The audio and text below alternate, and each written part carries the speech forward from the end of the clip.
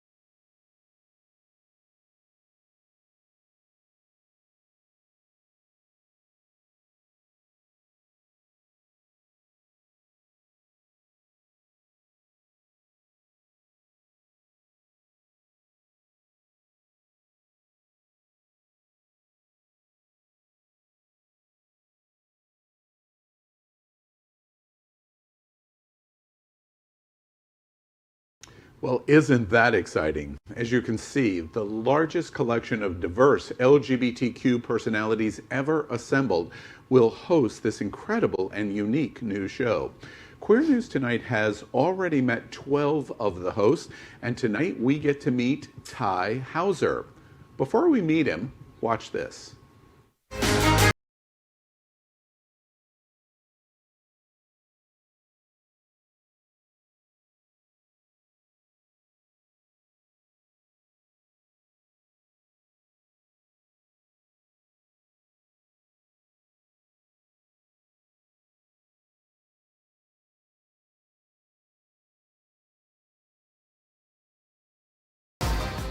Tai Houser has taught at universities around the world, and he might just be a communist. Welcome, Tai, to Q News Tonight. We can't wait to have this conversation. Hi, Al. How you doing? I'm great. So tonight, it all gets started, the premiere of Gay Town Hall. You have been quite a fascination for many of us in the show.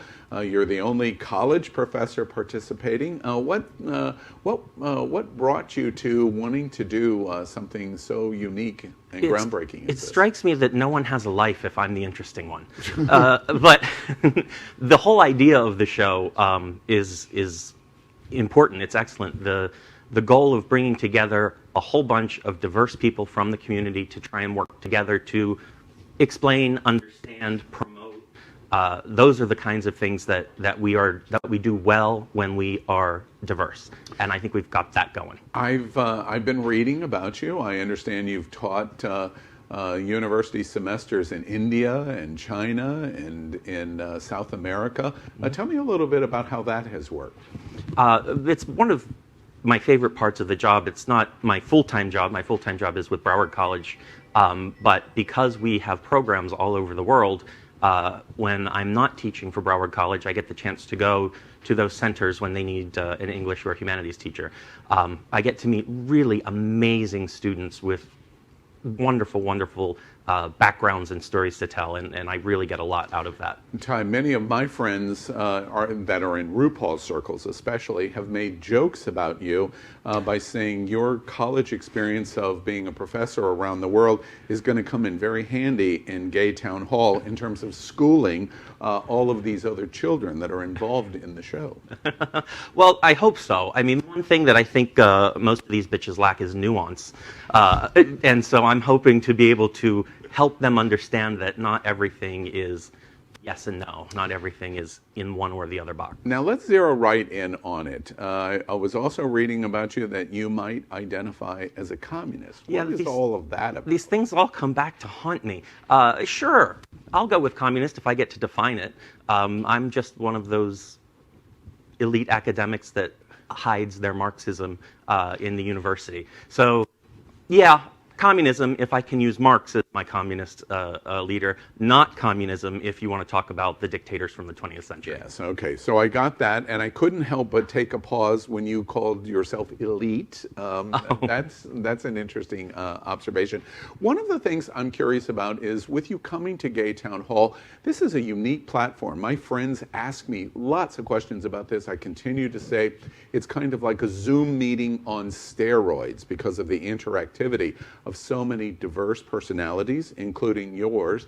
I understand the show's going to be talking about almost everything that affects the LGBT community. Yeah, the range of topics is outlandish. There's a through line in there somewhere, but I'm not sure what it is. Yeah, I'm sure we're going to be hearing a lot about Donald Trump and the election. Well, I'm ready to talk. Yeah, and I'm curious. Are you a Trump supporter? Absolutely not. No. Yeah. No good gay supports Trump. Yeah. Okay. Well, I understand in reading the bio summaries of the premiere, it's going to be talking about how many LGBTQ in America actually do support Donald Trump. You're going to be talking about that in the premiere episode. Yeah, I'll take my cue from Madeleine Albright. There's a special place in hell for people who vote for Donald Trump. I'm curious, in terms of the topics that you are looking forward to discussing, well, what's at the top of the list? What is it that you want to bring to LGBT America? Like I said before, I like nuance, so I like these really complex topics. One of the things that has been in the news a lot lately is the J.K. Rowling thing. There are other things like Reverend Graham recently, and there's nuance in both of those things that I think we often ignore. So I don't know that I'm always going to agree with everyone. Yeah, and one last thing, Tai, I read in your bio that you it's either hate to be wrong or... No, I'm never wrong, Al. I'm always right. You're always right. Did I read it correctly? Yeah, no, I'm always right. Yeah. Until you prove me wrong. I mean, I'm willing to accept that maybe I am wrong at something, but you have to prove it before I accept that. I just can't wait to watch this experience. With a cannabis activist. America, we have been introducing you to many of the hosts. There's a Miccosukee Native Indian. There is a very famous underwear model. There is a feminine lesbian identifying with big dick energy. There is just amazing personalities, and you're going to be right all of the time. Do I have this correct? You've got it right. Yeah. I can't wait. The premiere episode is tonight at 8 o'clock Eastern. It's called Gay Town Hall. And Tai, we wish you all the luck. It sounds like so much fun. I think it's going to be a blast. Thanks for having me, guys. All right, great. Thank you. Well, good evening again, America. It is 7 p.m. Thursday, July 2nd, 2020. It is time to queer up the news. We are literally out of the closet and into the headlines. So many of your stories we're going to tell tonight, this evening, on Queer News Tonight. Tonight on the world's first live daily queer evening news show. Tonight's news about the gay community and the news from an LGBTQ perspective.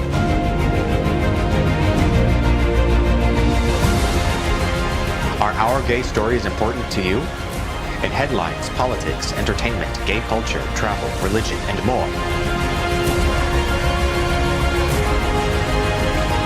Reported by respected anchors. Out of the closet and into the headlines on Q News Tonight. Well, thank you for joining Queer News tonight. We are live. This is unedited. Everything that you see happen in this show is happening unedited. So anything can happen. Tonight we bring you the news of and a perspective from the LGBTQ community. I'm your anchor, Al Ferguson, and this is my co-guest anchor, Misty Eyes, and my co-guest anchor, David Hopkins. Let's queer up the news. Tonight we bring you the queer headlines. The LGBT community in America is certainly diverse. The LGBTQ community around the world is vast. And tonight we bring you the bullet points of the queer news for today, Thursday, July 2nd, 2020.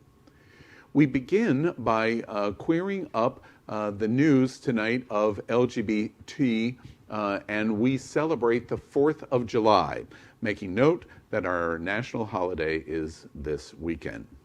Let's begin our show tonight by queering up the world. We report that South Korean president is silent as pressure grows to enact the country's first ever LGBTQ protection law.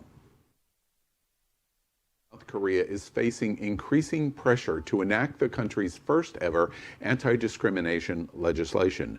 Dubbed the Equality Law, the bill would set a milestone in South Korea by providing legal protection for all citizens, including LGBTQ people.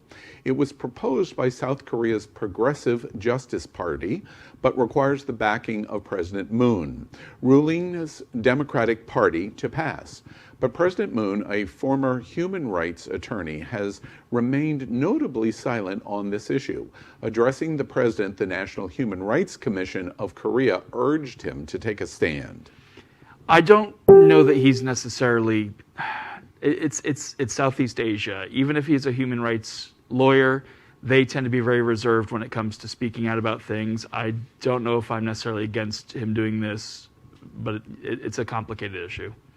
I think sometimes when we are speaking publicly, we have to remember that our fans and followers and the people in your district are going to judge you harshly, whether it's good or bad. You can say I love Walt Disney World, and somebody's going to be offended. I'm not surprised he's dragging his feet. I will be very surprised if he doesn't pass the law. I think Korea's influence in business in the United States, in North America, and Europe has a requirement that they fully embrace LGBT and civil rights in Korea. They are the most Western integrated country in Asia, with the exception of Japan, and it's time for them to move into the 21st century for Europe and North America. Next, we queer up the world. Kellyanne Conway's teenage daughter posted anti-Trump TikTok videos calling him a rapist. Claudia Conway, 15, has shared multiple videos on the platform where she has spoken out against her mom's boss, Donald Trump. In a recent video, which has more than 111,000 views, Claudia dances in front of comments where people highlight that she is, quote, anti-Trump. In another quote, finding out that Kellyanne Conway's daughter is on TikTok and is super anti-Trump and has dozens of pro-Black Lives Matter TikToks and TikToks telling Trump supporters to go fuck themselves is the bright spot of 2020 that I didn't know I was going to get, but definitely needed. One of the comments reads. Oh my goodness, that is indeed coronavirus good news. And I love that in her situation, the apple fell into the neighbor's yard. Like literally, she's not even related to her mom in this situation. And I'm automatically a fan. I cannot stand Kellyanne Conway. Ugh. I just can't. But I like her just this much more that her 15-year-old daughter is allowed free speech. Clearly, if Kellyanne Conway didn't want her to be allowed to do it, she would put a stop to it. So there must be a little bit of a human heart like the Tin Man somewhere in Kellyanne's chest. That or her dad, who also dislikes Kellyanne Conway, is letting her do this. Now we queer up health. Big Pharma sues as the Insulin Affordability Act goes into effect. Watch this. Turning what was pain and anguish into activism and now today law. Named after Alex Smith, a Minneapolis man who died 3 years ago of complications from rationing insulin, Minnesota diabetics who need emergency insulin will now pay no more than $35 for a one-time 30-day supply. But the news was overshadowed after a pharmaceutical group sued to stop the program. And today they have filed a lawsuit to stop a meaningful, workable solution to the tragic deaths of those who suffer the consequences of that big business model. Minnesota diabetics who need emergency insulin supplies but can't afford them will be able to get the drugs starting yesterday under the new state law. The safety net program within the Alex Smith Insulin Affordability Act, which the legislation passed in April, will allow qualifying diabetics with less than 7 days worth of life-saving drug left to pay no more than $35 to get a one-time 30-day supply from their pharmacy. As soon as the bill went into effect, however, the drug companies filed a lawsuit stating that the law infringes upon their right to sell their property. Well, it's exciting news. It is a Bernie Sanders certainly cheered this state's action for more comprehensive health care. Likely it is not going to stand in the courts, though, in terms of mandating pricing controls on the drug companies. This exists because of, as it's named for, Alex Smith, who was a young man who was having financial issues and had to ration out his insulin and then died because his body couldn't effectively help itself with the reduced amount of the drug. That was my point exactly. People are dying with diabetes, and if you need an emergency fund, go and get your life-sustaining ability. Next week, Queer Up the USA, or should I say, Queer Up Trash. An angry woman shouts, "Keep your HIV" to Black Lives Matter protesters. Watch this. Trash!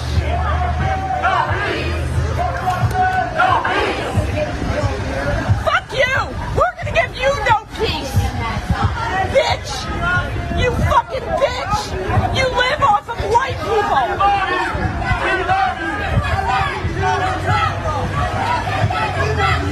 You fucking communists! Fuck off! Keep your HIV over there! The woman has not yet been identified, but the video of hers racked up over 1.8 million views and has been shared over 12,900 times. The protest was organized by the, quote, "If not us, then who" group. However, local police intervened and shut down 3 blocks of traffic after this woman and other counter-protesters began confronting the people marching for racial justice. Some of the men standing behind the woman are wearing a red "Make America Great Again" hat and another hat that reads, "Re-elect Trump 2020, make liberals cry again." Another holds a sign that says, "Beer matters, it's okay to kill a beer." Girl, your ignorance is showing. It's like she said every racist, hateful thing that anybody could say in one sentence. You know, I love camera phones in 2020. This went on, and it's gone on for 40, 50 years, forever, really. We're just getting to see it firsthand. These kind of people exist in our midst, and they're not only anti-BLM, but it's LGBT, and it's Jewish, and it's women, and it's. Earlier, when I was trying to Facebook stalk to find out who this crazy woman is, I found out that the building she's in front of the Mansion House Cafe hosted this counter-protest for the Black Lives Matter, and their social media has been completely shut down since. Now we queer up the world. COVID-19 shines a light on air pollution issues in Bangkok. Footage shows how clean the air is after 3 months of coronavirus lockdown in Bangkok, Thailand. The tropical skyline was clouded in a toxic smog made of harmful particles at the start of the year, caused by construction, cars, and agricultural fires. However, with many projects on hold and builders sent back home to their neighboring countries, pollution has dropped. A blanket ban on tourists since the end of March, which is still active, has also significantly reduced the number of cars, taxis, minivans, and coaches on the road. We queer up the USA by reporting Tucker Carlson, my favorite, loses his mind over replacing Columbus Day. Watch. Ron Johnson of Wisconsin and James Lankford of Oklahoma are both Republican senators. Today, they introduced legislation to abolish Columbus Day.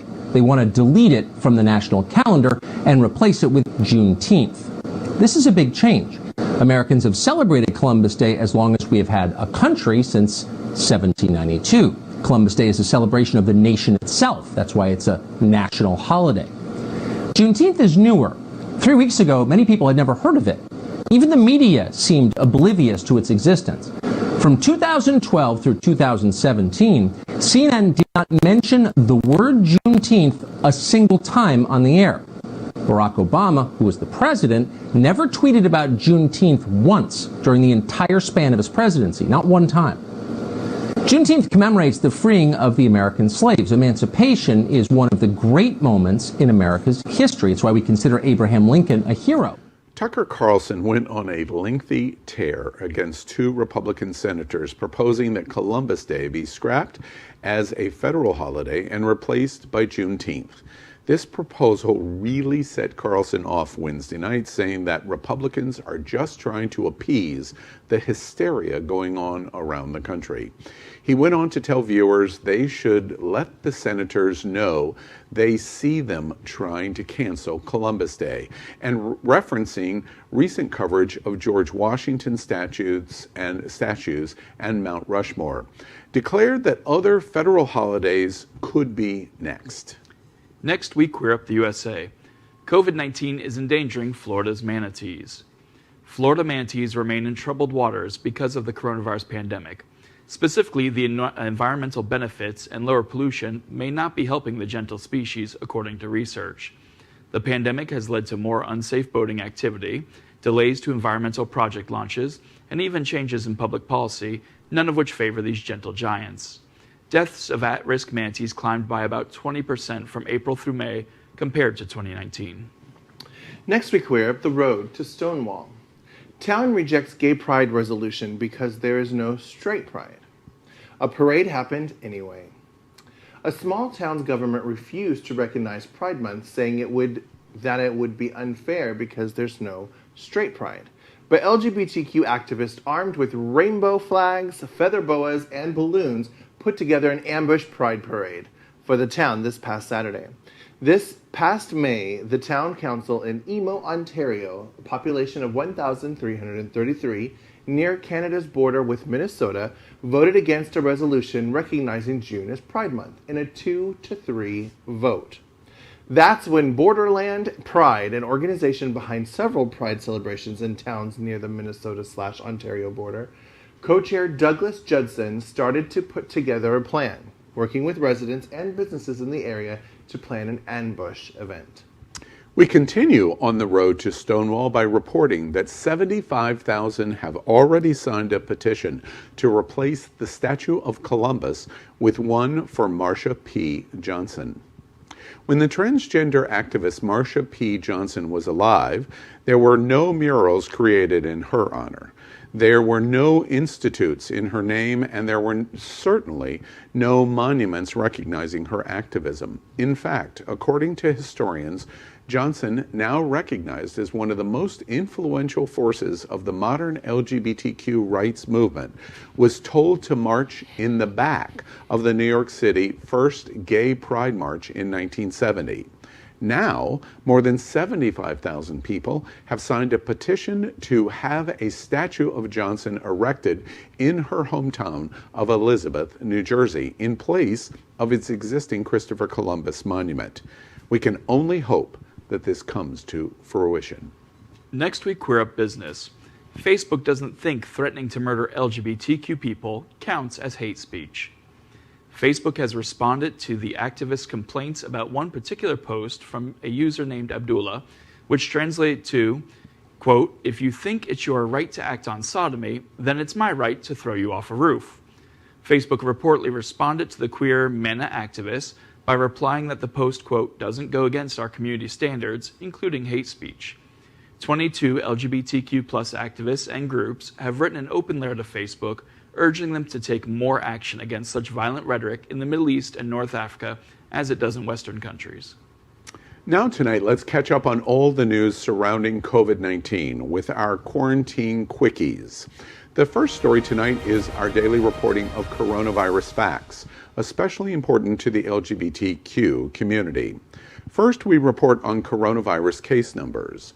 Based on the standard acceptance of 7% of population of the LGBTQ community, the world's LGBTQ COVID-19 cases stand at 763,314, while America's LGBTQ COVID-19 cases stand at 196,074. We remind you that America is ground zero of the worldwide pandemic. The USA is just 4.4% of the world's population, and today America is 25.6% of all of the world's cases. Next, we report on coronavirus deaths. The world's LGBTQ COVID-19 deaths stand at a staggering 36,441, while America's LGBTQ COVID-19 deaths stand at 9,170. The USA is 25.6% of all of the world's deaths. Next is testing facts. As of today, we have 35,007,000 tests taken. And as a result, Queer News Tonight recognizes our Hall of Fame top states in testing, which as of tonight is number 3, New Mexico, number 2, New York, and number 1, Rhode Island. Queer News Tonight also recognizes our Hall of Shame, the states doing the worst job in testing, and we continue to suggest LGBTQ America, we hope you don't live in one of these states tonight, which are number 5, Kansas, number 4, Colorado, number 3, Oregon, number 2, Idaho, and number 1, still no testing going on in Puerto Rico. Quarantine Quickies. Trump tells us, quote, coronavirus is going to disappear on the worst day of new infections yet. LGBTQ, beware. Watch this. As the U.S. reports record highs of new coronavirus cases, President Trump repeated his claim that the pandemic will soon disappear. I think that at some point that's going to sort of just disappear. I hope.